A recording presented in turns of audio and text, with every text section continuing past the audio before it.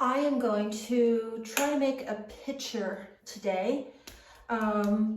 This is 2 pounds of clay. I measured it out and it feels heavier than that, but I bought a scale. It says 2 pounds. So I think that's probably going to be about, it doesn't seem like it would be enough, but I don't think I want to make a super big one.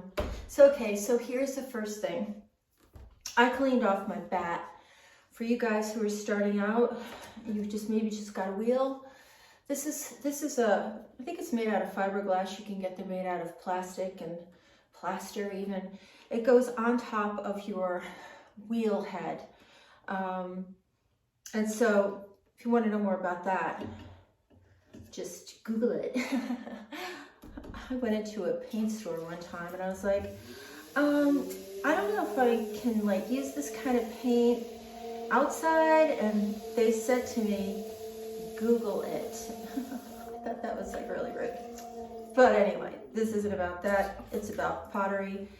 I just love to use these because you don't have to worry about, you know, handling your pot afterwards. So, which is when, I mean, really every single step of the process, there is fraught with danger. There's all kinds of things that can go wrong at any moment. That's what makes pottery so exciting. Okay, this is the part that took me years to learn. I mean, I wouldn't say I've actually learned it. It's like one of those Zen things. Centering clay is one of those Zen activities that you really kind of have to be in the moment. A lot of it depends on the kind of clay you have too. So, and how wet your clay is, how dry it is, how much grog it has in it. Grog is something that it's actually ground up. It's ground up pottery, really. Actually, I think tiny little bits, and it helps the clay, you know, kind of gives it more oomph so it doesn't fall apart, but also sometimes can be a little hard on your hands. So I like to use this white clay, which doesn't have a lot of grog in it. It's not porcelain, but it's got a really nice white body. I'm not a real clay expert, honestly. I know what I like. Ball clay. I just don't know all these terms because I really kind of just do this by myself, which isn't necessarily a good thing. It's always good to have a community. Obviously I didn't teach myself. I learned at Highland High with my art teacher, Andy, then Ramelis, now Rooney, who changed my life in so many ways. This was one. And then I lived with a potter. We had a pottery, professional pottery. And he's incredibly talented, Joe DiNapoli. New Moon Pottery, it's up in Wadhams, New York, in the Adirondacks. And that was a great way of learning. He's a production potter, right? So he could essentially just make the same thing over and over again, like in minutes. It was like he was like a machine, but they were all beautiful. Oh God! And you know, I did my best. I think I sold everything I made for the most part, but I was super slow compared to Joe, obviously. And so yeah, I continue to a student of pottery, as they say, a student of life. This is actually it feels like it's pretty well centered. Now here's the other thing. Yeah, you want it to be pretty well centered because you can't get away with it. It's like one of those things there's no shortcuts because it will catch up with you. That said, you don't stop centering the clay throughout the entire process. I'm just gonna move my seat up a little bit. So I'm really over my clay. That helps too.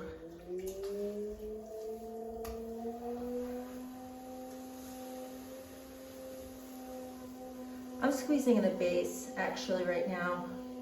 Give myself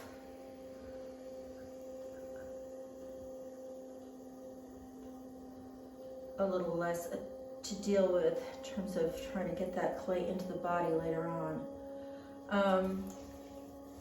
It's probably pretty good right there. And this is the fun, it's all fun. And here's another thing. Enjoy every step of the process, you know, from wedging to cleaning up the studio. I probably spent 6 hours yesterday cleaning the studio because pottery is messy, messy, messy, messy. Here we go.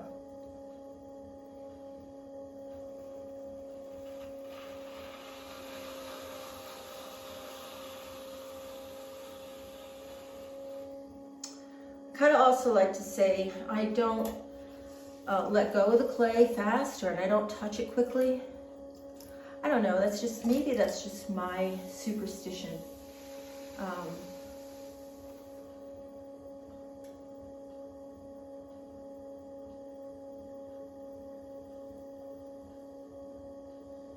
Also, I always kind of like touch the top just to make sure that's nice and finished. I mean, lots of things that I see, you know, like that really signify a well-made pot. One is the finishing of the top.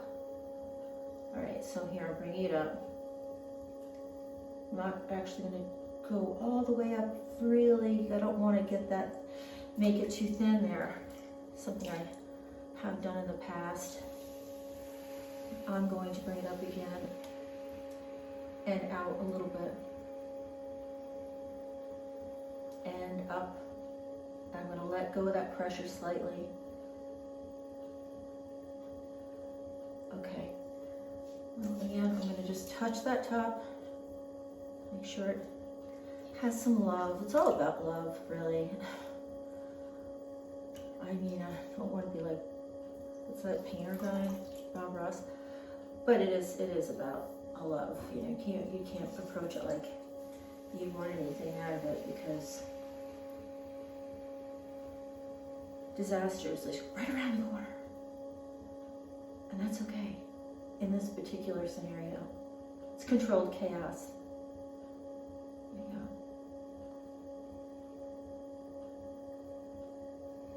go. I bet there's some, maybe there might be a few people who actually are really good potters watching this going like, whoa, that's not really how I would do it. And that's also good, right? Because we all have our technique. And I didn't go to like ceramic school, although I would love to. I went and checked out that haystack up in northern Maine. I guess it's not really northern, but it felt northern to me. That looked like fun. I just haven't had the time or money to do something like that. Just a whole bunch of people sitting there, so quiet, so serene. Sitting there just throwing pottery or hand building, or my new favorite thing, making handles, which took me years to embrace because Joe was just incredibly good at that. But I just decided to start making some more kind of handles that it's more sculptural, and I'm kind of digging it. All right, here we go. I'm going to try to develop that body a little bit. Okay, we're getting a little thin there.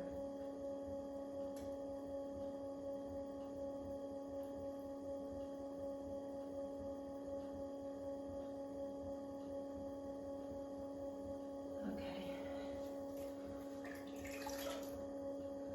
Again. So this is something that's important to do at this point. You gotta take that water out, because water does make the clay temporarily weaker, you know, more fluid. So at this point, I really don't want that, because I'm trying to do some, it's getting kind of thin at this point. Some might say leave it alone right now, but I'm not going to do that. See, I have a couple different types of sponges here. This one's nice because it's got sort of that curve. You know, you'll see what you like.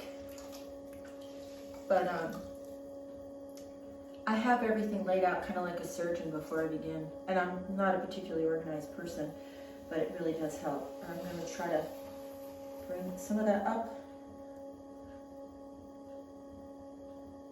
Oops, boy, that feels thin. All right.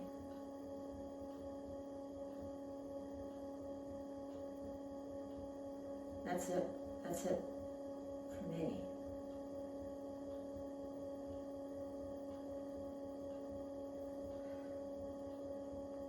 What you can do actually is you can let it dry. This is a good tip if you have that kind of like patience. You can let your pot dry a little bit and then go back in.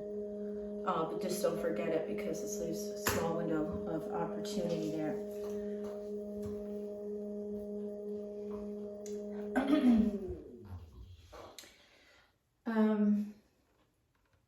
All right, so I've got to get a little more belly on this, so it might actually fail. We might see one of those catastrophes that I was referring to.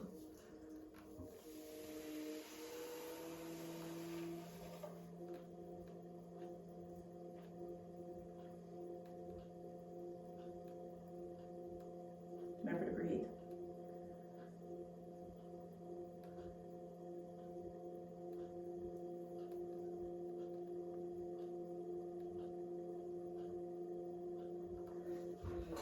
Okay.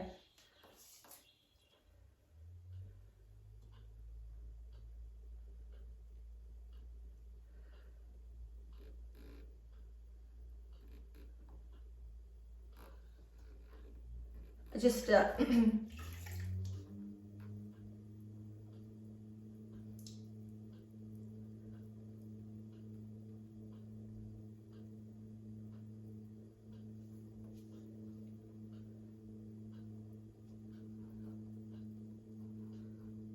this is usually the point where you kind of go too far and you get greedy and you're like, oh, I don't want it to be and they go, wah.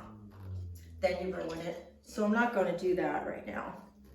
Although it's kind of fun sometimes, but because I'm going to trim this a little bit, and that's going to change the shape a little. How to trim? Everybody's got different ways of doing it, I suppose. I kind of like to use this tool for the first run, and I just kind of like, I know it's funky. I know people are probably going, oh my God, I can't believe we should do it that way. Because I'm sure this is a better way. But just to get the first kind of chunk off. There's a little bit of waste there. It's not waste though. Do not throw away your clay. Okay, it's super expensive and it actually feels better the more it's worked. So,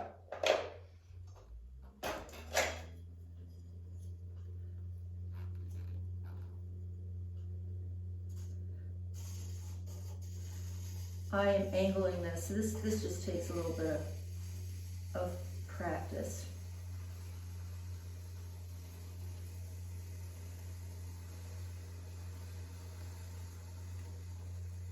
Sometimes, lately I've been liking to put a foot on things. That's when you flip, when you let it get leather hard, and then you flip it over and you make like a foot. Like a lot of those beautiful Japanese. If you next time you go into like a Japanese restaurant, just take a look at the tea set they give you. They all have these little teacups. They have these beautiful little feet on them. But I'm not going to do that for this one because, like I said, this is actually already relatively thin, and we don't want to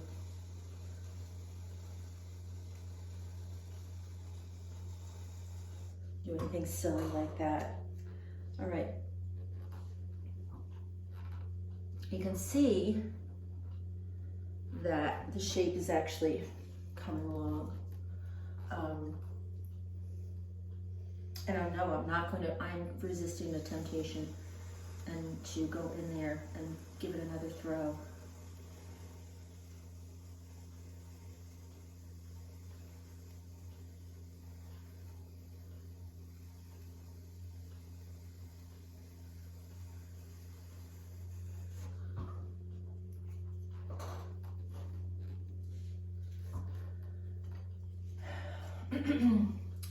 There, don't get too many tools, because I have so many darn tools that I don't even know what to do with them.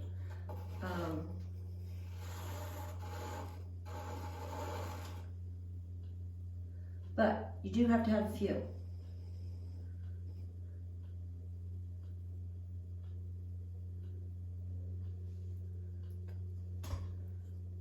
This one is kind of like multi-tool. I mean, I just love the fact that pottery is just so primitive, I have a kick wheel out in the barn, which I really like to use too. I learned on a kick wheel, and it came right back when I got this little kick wheel, and I was like, hey, it feels just like, when I was 15 and first started doing it. Okay, what are you doing there?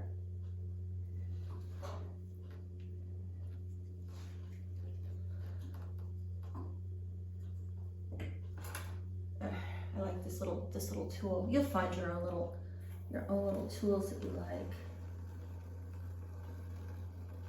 Use this one sort of towards the end for me.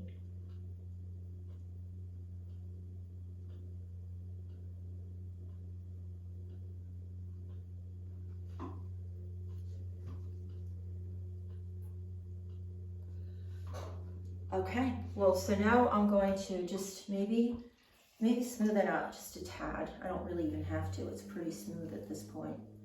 Okay, it's beginning to be a little wobbly. And I'm going to touch that top, smooth it out just a tad.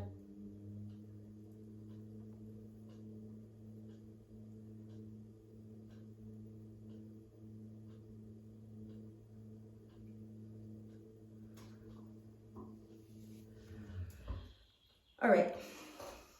So the spout is pretty easy.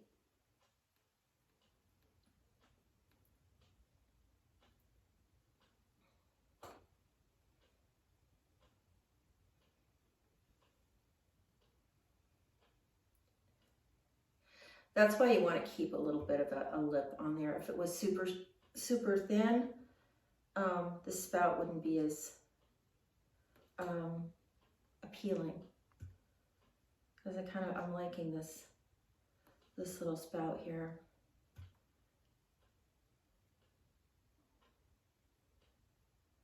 And then, once it gets a little set, I actually hope I don't fool with it too much. Oh boy, that's the thing. Knowing when to stop.